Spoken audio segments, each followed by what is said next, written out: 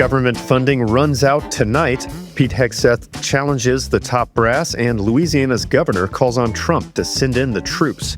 I'm Daily Wire Executive Editor John Bickley with Georgia Howe. It's Tuesday, September 30th. This is Evening Wire.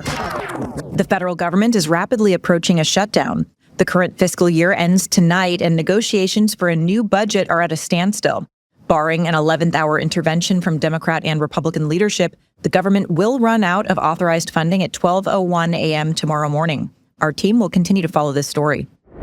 During today's meeting of hundreds of generals in Virginia, Secretary of War Pete Hegseth gave America's top brass a blunt ultimatum: get on board or get out of the way. If the words I'm speaking today are making your heart sink, then you should do the honorable thing and resign. Newly minted Daily Wire D.C. reporter Amber Jo Cooper has more.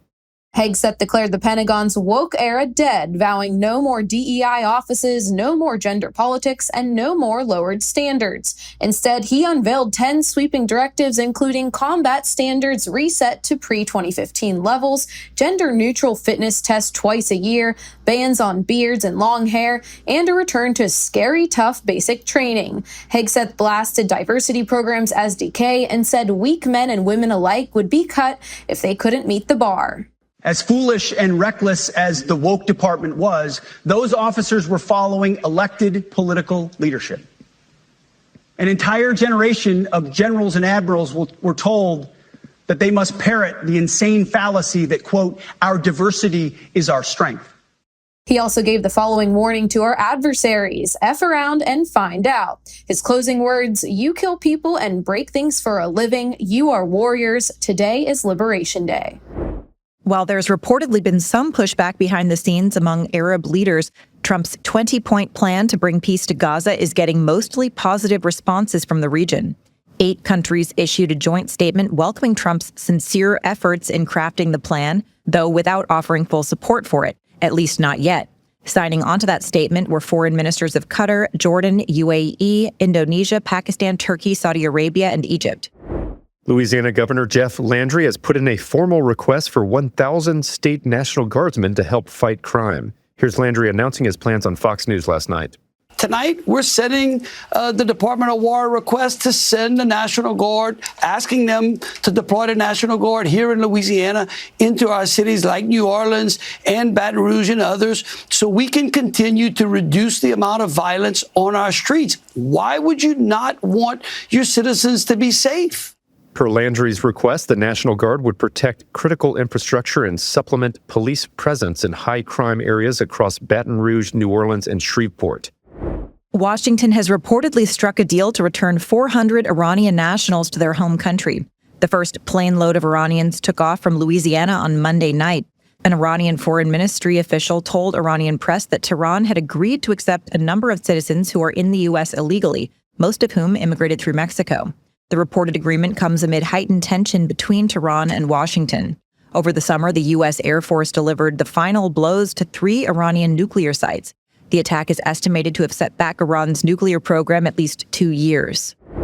A New York City woman who sucker punched a pro-life activist will avoid prosecution, as Manhattan DA Alvin Bragg's office admitted to botching the case.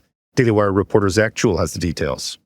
Brianna J. Rivers faced second-degree assault charges after she was caught on camera punching pro-life activists Savannah, Craven, and Howe. A video posted in April showed Howe interviewing Rivers on the street in New York City before Rivers physically attacked the pro-lifer while the two were debating abortion. The case against Rivers was dismissed by a court in July after Bragg's office missed a deadline to submit evidence to the defense team. The DA's office admitted to committing an unacceptable error in the case, but a veteran NYPD officer told the New York Post that Bragg's office possibly botched the case intentionally for political reasons. Now, Howe is looking to file a lawsuit against the woman who punched her, according to the New York Post. The Thomas More Society is planning to sue Rivers on the pro-life activist's behalf. Elon Musk and others on the right are blasting the Anti-Defamation League as a hate group after it smeared TPUSA. Daily Wire reporter Amanda Prestigiacomo has the story. The ADL's page on Turning Point USA accuses the group's leadership and activists of having made, quote, multiple racist or bigoted comments and supposedly being linked to a variety of extremists. In response, Musk, who's been a longtime critic of the ADL, he posted to X, quote, "The ADL hates Christians, therefore it is a hate group." The ADL's CEO, Jonathan Greenblatt, responded to the growing criticism of his group among Christians. He said in a statement, quote, "The idea that the ADL is anti-Christian is offensive and wrong. Many of our staff members are Christian. Many of our supporters are Christian. We are blessed to work with many Christian brothers and sisters in the shared fight against anti-Semitism and all forms of hate." Greenblatt, however, did not directly address his group's page on Turning Point. A grieving North Carolina father's congressional testimony has gone viral. In an emotional statement in front of lawmakers in Charlotte on Monday, Stephen Federico highlighted the lengthy criminal record of the man who murdered his 22-year-old daughter, Logan, during an armed invasion in South Carolina. Despite dozens of felonies, her murderer, he said, was allowed to roam the streets. Forced on her knees, with her hands over her head, begging for her life. Begging for her hero, her father, me, that couldn't be there. She was 5'3". She weighed 115 pounds. Bang! Dead. Gone. Why? Because Alexander Devontae Dickey, who was arrested 39 goddamn times, 25 felonies, was on the street. Federico's daughter was fatally shot on May 3rd while visiting friends at the University of South Carolina in Columbia after Dickey broke into her friend's home. A 24-year-old illegal immigrant dad was caught posing as a high school kid in the U.S. through one phone call. Daily Wire senior editor Virginia Kruta has more. A high schooler in Ohio faces decades in prison following a shocking discovery. He's actually a 24-year-old illegal immigrant man. Anthony Emmanuel Labrador Sierra reportedly faked his identity, including a birth certificate, and lived for over a year with legal guardians in the town of Perrysburg under the assumed persona of a human trafficking victim. He was exposed when his fiancée called the house where he lived. Police searched Labrador Sierra's room and found a burner phone, a fake ID, and a pistol with loaded magazines. Labrador Sierra pleaded guilty to lying on federal forms, including immigration forms, and an application to purchase a firearm. Labrador Sierra is currently in ICE custody. In another big legal win for Donald Trump against big tech, YouTube has agreed to pay $24.5 million to settle a lawsuit brought by him back in 2021. Daily Wire senior editor Joel Needler has the details. Then-candidate Trump sued YouTube and its CEO over its suspension of his account after the Capitol riot in 2021. The settlement makes Google, which owns YouTube, the third big tech company to settle lawsuits by Trump shortly after he left office. The payout is just a little less than the $25 million Meta Platforms agreed to pay back in January, and X, the platform formerly known as Twitter, agreed to pay Trump $10 million for likewise kicking him off their platform. As for where exactly all the money is going, a majority of Google's money will go to the nonprofit trust for the National Mall, earmarked for the construction of a Mar-a-Lago-style ballroom Trump is building at the White House. Most of Meta's cash is being directed to Trump's presidential library, while the money from X will go directly to Trump. Canada has begun the rollout of their controversial gun buyback program following comprehensive bans on what they call assault-style weapons. Daily Wire reporter Tim Pierce breaks down the program. The bans came in 2020 when then Prime Minister Justin Trudeau used executive authority to prohibit the sale or ownership of more than 1,500 firearm models. The government offered an amnesty period to comply, but that time has now run out, prompting the buyback program. Government officials insist that the program is voluntary, but in reality, the only choice Canadian citizens have been offered is whether to turn in their firearms or have them destroyed. Failure to comply would leave gun-owning Canadians in violation of federal law.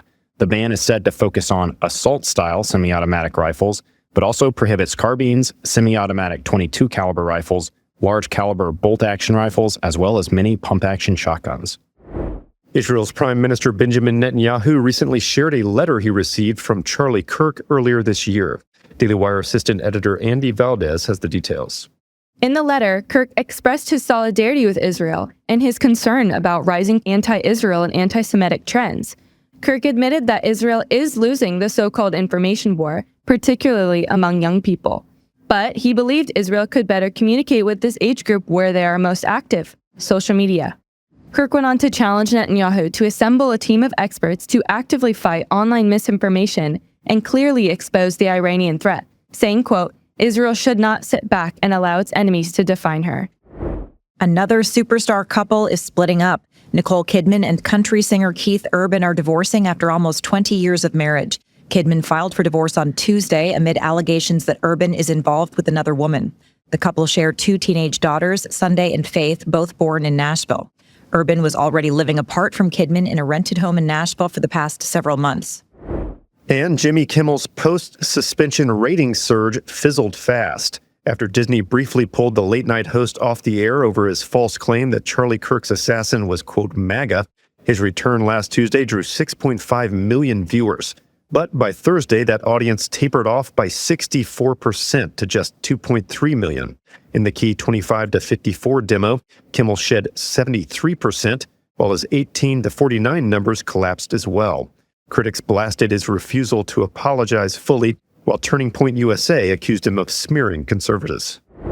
Those are your drive home updates this evening. To learn more about these stories, go to dailywire.com. And in case you missed it this morning, we covered some major stories, including Trump working high-stakes deals on the government shutdown and a Gaza peace agreement, anti-ICE riots in Portland, and a foster care scandal in Maryland. Thanks for tuning in. We'll be back tomorrow morning with another full edition of Morning Wire.